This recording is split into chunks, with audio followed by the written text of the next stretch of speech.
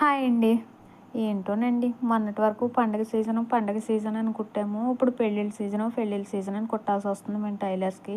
One by one వస్తానే ఉంటాయి. మేము కుడతానే ఉంటాం. అవుట్‌ఫిట్స్ రెడీ అవుతానే ఉంటాయండి. ఫస్ట్ అయితే ఈ డిజైన్ చూసేద్దామా?